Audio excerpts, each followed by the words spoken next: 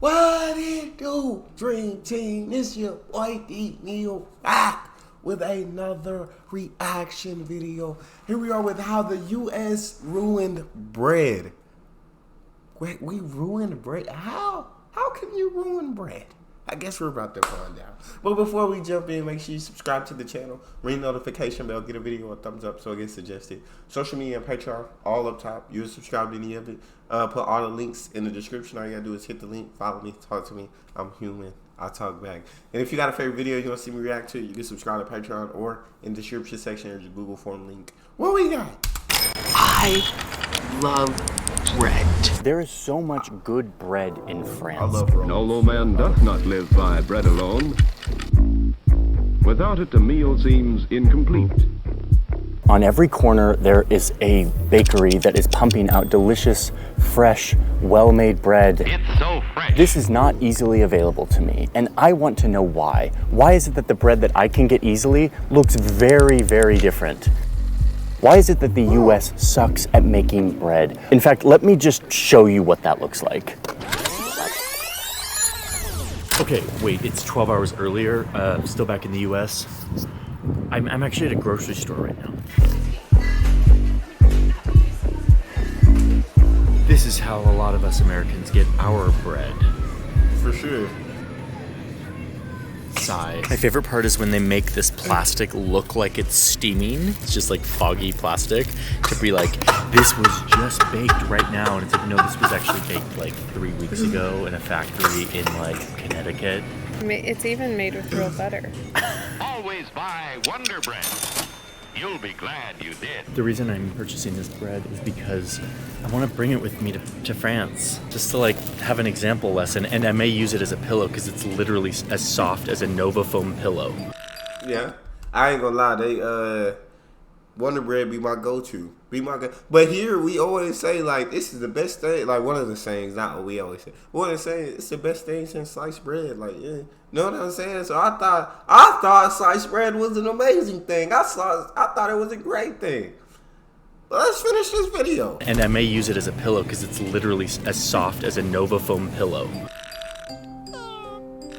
Some of this bagged bread is made with ingredients that are literally illegal in the EU. Back to France, let's do it. There is nothing more American than Wonder Bread. I'm going to France.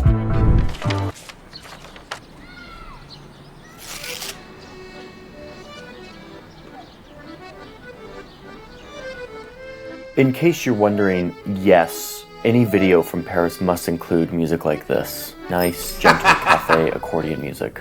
There's my composer Tom making it right now. It's pretty cool. It's just so good. Okay, so yeah, we know that France is good at bread and the US sucks at it. Is this just another video where I shit on the USA for being terrible at certain things? Yes, it is. That's exactly what it is. But hear me out. I actually have something to say here. I believe that... He has more videos where he dumps on us. There's more. I gotta check him out. It's exactly what it is. But hear me out. I actually have something to say here. I believe that bread is a really important symbol for a bigger cultural phenomenon in the US. And that's what I want to talk about today. Where industrialized bread came from, why it exists, and how some people are trying to change it. I'll get to that explanation, but first I'm going to go into that bakery over there and buy myself a large ball of butter and flour stuffed with chocolate. Oh, and Tom, can you throw in a beat to this accordion music, please? That sounds amazing. Thanks. Any questions? Yes. Are you going to finish that croissant? Oh yeah. Pause. My job is to make videos for you. And the reason I'm able to do that is because there are brands that support this channel. This video in particular is sponsored by BetterHelp. And I'm grateful for that because I deeply support what they're trying to do. BetterHelp is online virtual therapy. I've been going to therapy for several years. It has changed my life, but I'm very aware that it's not easy bread. I'm sorry, I had to pass the ads. I'm not a big, or the sponsor, I'm not a big guy on watching them. I want to see how the US ruined bread. In this channel and the journalism that I do, let's dive back into the video. Okay, so why bread? There's a million other things I could talk about that are better in other parts of the world. But it turns out that bread is the most important prepared food that humans have ever made, and therefore it is worth talking about. So let me explain in under a minute the overview of the tens of thousands of years of history of bread and its chemistry and why it's so important. Don't think I can do it in under a minute? Check this out. 12,000 years ago, humans realized that they could plant this grass instead of just foraging for it. This grass was called wheat, and when it was ground up with a stone, it made this powder that, if you put water with it, creates this stretchy, goopy thing that has a bunch of sugar from the flour that's been released. Oh look! All the bacteria in the air love this sugary goop. Nice. And they descend to feast on it, burping out gas as they eat. Whoa, the gas can't float up into the air because it's getting trapped in this stretchy ball of goop. Like a balloon, like a pillow, like magic. Magic. All this feasting and burping is making it rise and turn into a pillowy thing that is way bigger than it was. Put this blob next to some fire, and all of the little bubbles that were just created turn hard. Wait, all of this can happen because of this one grass? Oh, bro, because that slice of bread, that little slice, that thing just look way better than any bread I've eaten in my life. Dang, that joker just made me hungry with that. Damn. Keep the video going, but dang, it look good. Bubbles that were just created turn hard. Wait, all of this can happen because of this one grass? Yes. Cool, let's plant a lot more of this grass and build all of human civilization off of it, said humans. So that is bread, like the oldest and most important prepared food item that humans have ever invented. Eventually, humans got really good at doing this bread, flour, water, yeast thing, and especially here in France, they took it really seriously and have created a whole culture around making bread delicious and amazing. And you can see that they've continued that culture today just by the number of bakeries that exist in this city. There are 30,000 independent bakeries in France. Compare that to the 3,000 that are in the United States. And then remember that the US has like a much larger population. And if you do all the math, you see that France has 50 times more bakeries per capita than the United States. 50 times. I mean, that is such a clear indication of how much they value good bread that is baked a certain way. Here with Mr. Local over here. Yeah. Local French food in France. Yes. 94% of Parisians live less than 5 minutes away from a bakery. Wow! And that shows you they care. They care. It's like you hear stuff like that and you're like, this is their priority. Yeah. And the culture of eating is just as much important here as how like the ingredients are sourced and prepared and whatnot. Yeah. People don't eat while rushing towards their next meeting or whatever. Like it's very much, no, you sit down, you make it a thing. It's just a part of the way of life here. Yeah. Yeah, we're very eat on the go while you heading somewhere, you know what I'm saying? Go through the drive-thru, grab something, eat. I'm taking off and I'm eating while I'm driving. And yeah. But to be able to sit down and enjoy and savor every single meal, that sounds very elegant, very beautiful, you feel me? And this bread just keep looking so good. Keep it going. No, you sit down, you make it a thing. It's just a part of the way of life here. Yeah. People come into the boulangeries almost on a daily basis and they check in with each other. It's like, hey, how you doing? You know, I'm doing great. This is what's happening. Why? That is the question. Why are these bread cultures so different? And the answer comes down to what America was founded on. I mean, a reminder that America is a country founded by a bunch of people who left their country to go make a new life, to do things differently, to do things more individualistically. And the way that expressed itself for a really long time was mechanization, industrialization. And to be clear, in the history, Britain was as much to blame for all of this mechanizing of bread as America was. That's insulting. But anyway, we're talking about the USA for a little bit. We don't gotta share. We don't gotta hold the blame alone. Thank you, Britain, for sharing the blame with us. We really appreciate it. As America was. That's insulting. But anyway, we're talking about the USA for a little bit. So by the 1920s, you had this machine that was invented, an automatic bread slicer. Hello, convenience, innovation, America. No more serrated knife versus a tough, crusty loaf. Now the machine will do it for you. This is the greatest thing since sliced bread. Oh, so that's where we're at. This is the greatest thing, says America. And Europe was like, wait, yeah, we like machines too, but like not for bread.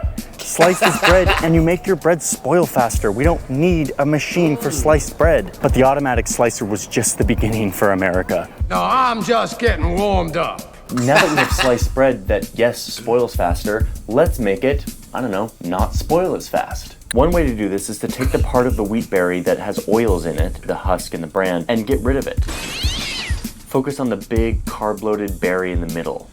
But there had to be a more industrial solution to make the bread last longer, to be whiter, to be softer. And it's the 1950s, and Europe is like, whoa, dude, America, chill out. Like, bread is just bread. We've been doing this for literally tens of thousands of years. Let's just, like, stick to the program. And America's like, no. So America starts adding all of this stuff to their bread, bleaches and dough conditioners, and suddenly they're putting their bread into controlled chambers so that it will be hot enough to rise faster. And they're putting preservatives in so that their bread can now sit on a shelf for not just 1 or 2 days like it should, but 4 days, 5 days, 6 days, a whole week, and it's still soft. It is still white. It is still spongy and delicious. But it now has 15 ingredients instead of 3.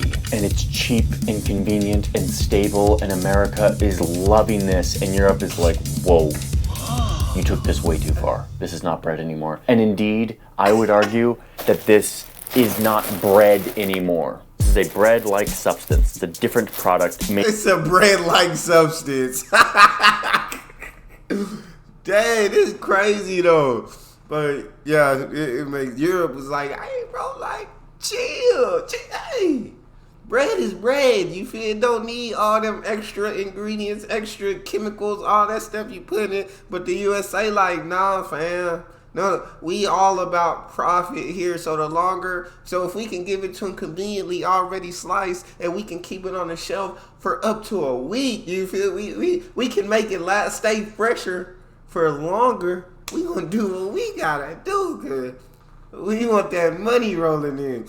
I know how it is. All right, keep it going. Is not bread anymore. This is a bread-like substance. It's a different product made from a different process, and yet we use the same word for it. If you want to know more about what's inside of this kind of bread, I was actually here making this video when I stumbled upon a video from one of my favorite YouTubers, Adam Ragusia, that's like a deep dive into all of the ingredients in this kind of industrial bread. Definitely go check it out. Some bread in the US has taken it so far that they will put in additives that keep it spongy and soft, or that keep it really white, even though these additives are known to like cause cancer and inflame asthma and do all of these terrible things. Many of these additives that are legal to be put in American bread are literally illegal in Europe and many other countries. Azodicarbonamide is one of them. This is a whitening agent. But you know what? This product, ADA, also helps other things stay softer, like yoga mats. ADA is in yoga mats to make them spongy and soft, and it is banned in the EU. And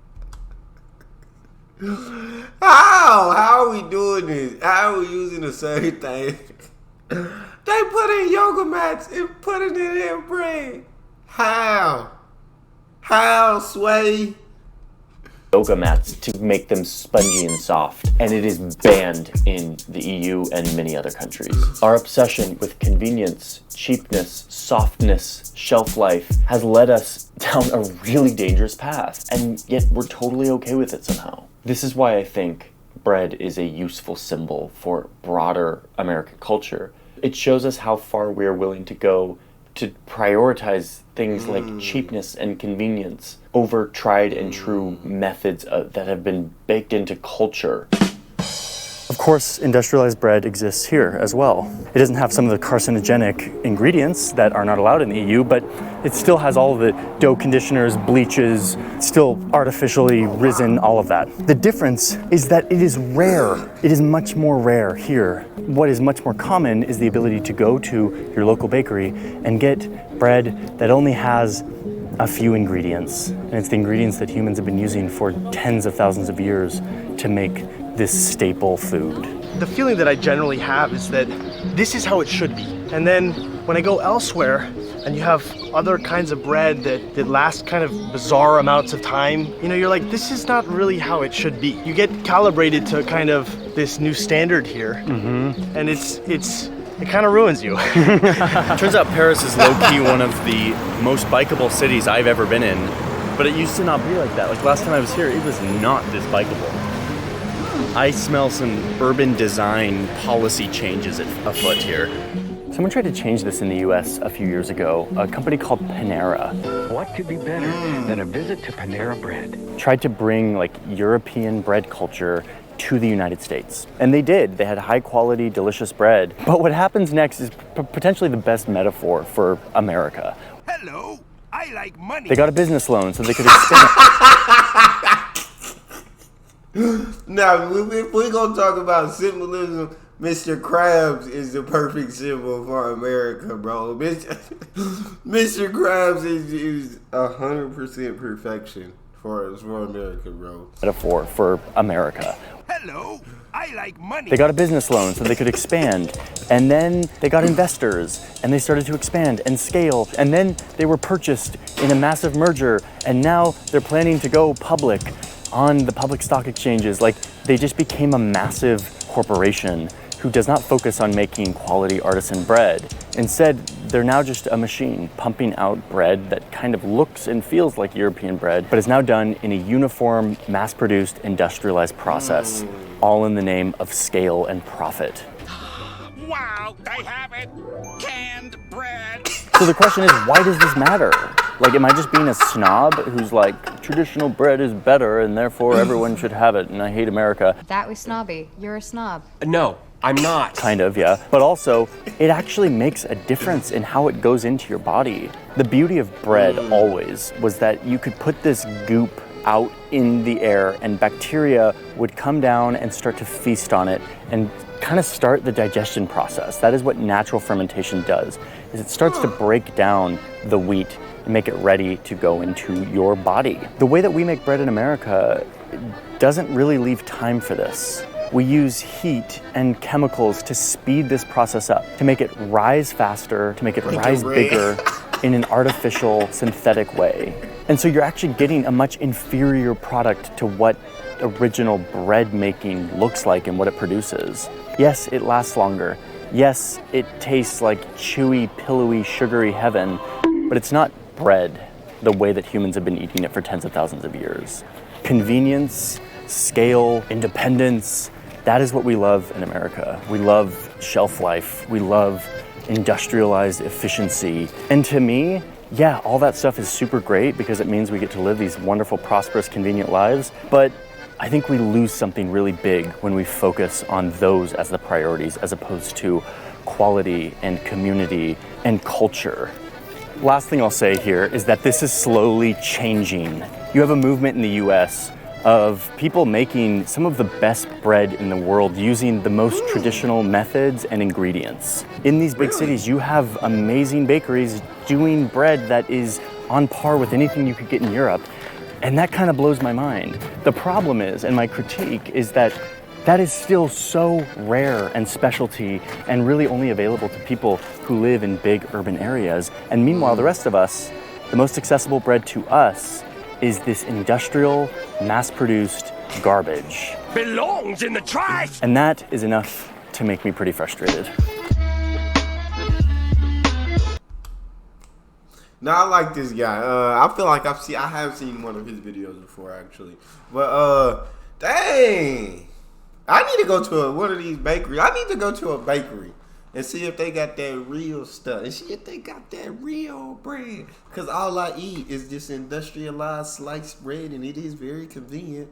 It is cheap. I'll give it that, but the bread on this video started making me hungry. But yeah, I mean, of course we were gonna figure out how can we, when we look at things, you know what I'm saying? I feel like our first thought is how can we make the most profit from this? Like, how can we make the most money? You know what I'm saying? And so they figured out a system to make it last longer, make it, you know what I'm saying, mass produce it, make it cheap and affordable. Then that's what happened, man. That's how we got our bread. But that's all we got for this one. you got a favorite video you want to see me react to, you can subscribe to Patreon or in the description section or your Google form link. Hit the link, fill out your suggestion, send it to me. You want me to get to yours faster, fill out premium. Make sure you hit subscribe to the channel, ring notification bell, get a video a thumbs up so it gets suggested. Social media and Patreon, all up top. You can subscribe to any of it. Put all the links in the description. All you gotta do is hit the link, follow me, talk to me. Love talking to you guys. You guys are the most incredible team on YouTube. It's your boy D Neal. Out.